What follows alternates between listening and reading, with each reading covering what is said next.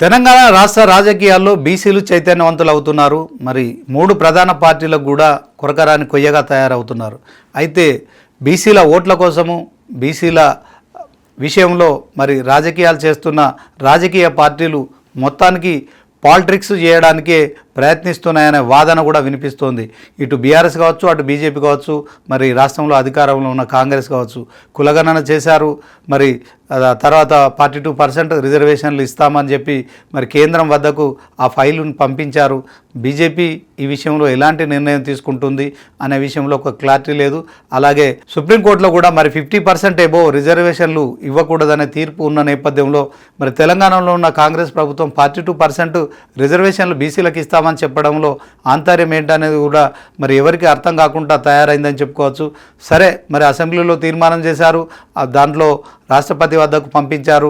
రాష్ట్రపతి కూడా మరి సుప్రీంకోర్టు తీర్పును ధిక్కరించి 42% బీసీలకు మాత్రమే రిజర్వేషన్లు ఇవ్వాలని చెప్పి మరి ఆయన కూడా నిర్ణయం తీసుకోలేడు.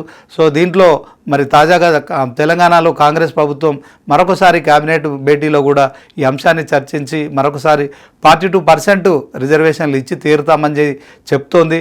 అదే క్రమంలో మరి కేబినెట్లో ఆమోదించబడిన తీర్మానాన్ని కూడా గవర్నర్ వద్దకు పంపించడం జరిగింది. గవర్నరు ఆర్డినెన్స్ చేస్తే ఖచ్చితంగా తెలంగాణలో రానున్న ఎన్నికల్లో 42% బీసీలకు ఆ రిజర్వేషన్లు ఇవ్వడం వీలవుతుందని చెప్తోంది. సో ఇదే అంశంలో ఒక సస్పెన్స్ కొనసాగుతోంది. ఇటు కాంగ్రెస్ అయితే బీజేపీపై నెట్టేసే ప్రయత్నం చేస్తోంది. ఇక ప్రతిపక్షంలో ఉన్న బీఆర్ఎస్ కూడా సో బీసీల పట్ల బీజేపీ కాంగ్రెస్ చిత్తశుద్ధి లేదు.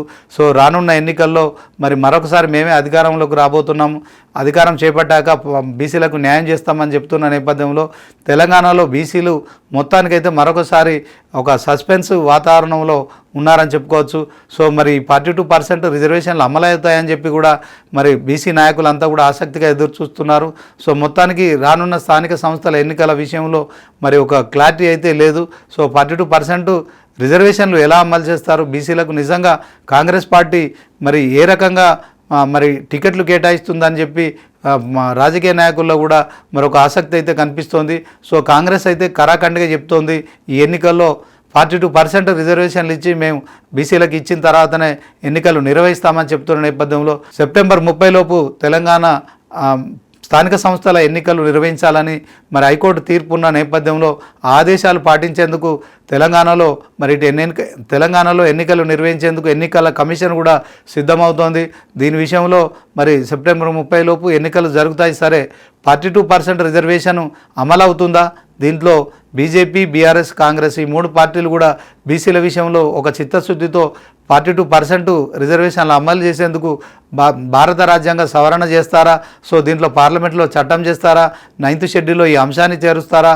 రాష్ట్రపతిపై కావచ్చు, గవర్నర్పై ఒత్తిడి తీసుకొస్తారా? మొత్తానికి ఎలా ముందుకెళ్తారనే దాంట్లో ఒక క్లారిటీ లేనప్పటికీ కూడా మరి తెలంగాణ బీసీ నాయకులు కావచ్చు, బీసీ ఓటర్లు కావచ్చు, రాజకీయ పార్టీలు ఎప్పుడు రాజకీయాలు చేస్తాయి, ఇవంతా కేవలం ఎన్నికలకు సంబంధించిన పాలిటిక్సే అని కూడా భావిస్తున్నాయి. సో మొత్తానికి బీసీలను రెచ్చగొట్టారు. సో బీసీలంతా కూడా ఇప్పుడు ఆసక్తిగా ఎదురు చూస్తున్నారు. ఇటు కాంగ్రెస్ కావచ్చు, అటు బీజేపీ కావచ్చు, ఇటు బీఆర్ఎస్ కావచ్చు. 42% బీసీల రిజర్వేషన్ అంశం అనేది అమలుకి రాకపోతే బీసీల్లో చైతన్యం పెరిగి ఖచ్చితంగా బీసీలంతా కూడా రాజకీయ పార్టీలకు వ్యతిరేకంగా ఓటేసే అవకాశం ఉంది కనుక మరి బీసీలు మరొక రాజకీయ పార్టీ కోసం తిన్మార్ మల్లన్న లాంటి వాళ్ళు చెప్తున్న విధంగా కావచ్చు, మరొక రాజకీయ బీసీ పార్టీ అవతరిస్తుందని చెప్పి కూడా జరుగుతున్న ప్రచారం కావచ్చు.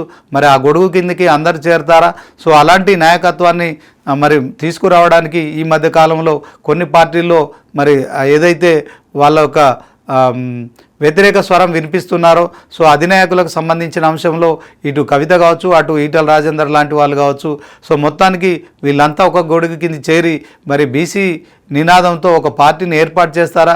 బీసీలలో ఉన్న అసమ్మతిని కావచ్చు, మరి బీసీలలో పెరుగుతున్న రాజకీయ పార్టీల వ్యతిరేకతను తమకు అనుకూలంగా మలుచుకునే విధంగా ఎలాంటి కార్యాచరణతో మరి బీసీలు నాయకులు కావచ్చు, బీసీ ఓటర్లు కావచ్చు ఎలా ముందుకెళ్తారనేది మాత్రం ఇప్పుడు ఒక సస్పెన్స్ కొనసాగుతోంది. సో మొత్తానికి బీసీ ఓటర్లలో చైతన్యం వచ్చింది కనుక ఈ చైతన్యం విషయంలో మరి బీసీలంతా ఏకతాటిపై ఉంటారా అనేది కూడా మరొక సస్పెన్స్ కనిపిస్తోంది. సో బీసీలకు 42% రిజర్వేషన్ అమలైతే మరి బీసీలకు నిజంగానే అన్ని రంగాల్లో కూడా మరి ఇది అమలవుతుందా అనే ఒక సస్పెన్స్ కొనసాగుతున్న నేపథ్యంలో రాజకీయాలు చేస్తున్న రాజకీయ పార్టీలు ఈ అంశంలో మరి కొన్ని రోజులలో మాత్రము ఈ ఎన్నికల షెడ్యూల్ విడుదల కాబోతున్న నేపథ్యంలో బీసీలకు సంబంధించిన అంశంలో వారిని ప్రసన్నం చేసుకునే దిశగా ఎలా ముందుకెళ్తారనేది మాత్రం వేచి చూడాల్సి.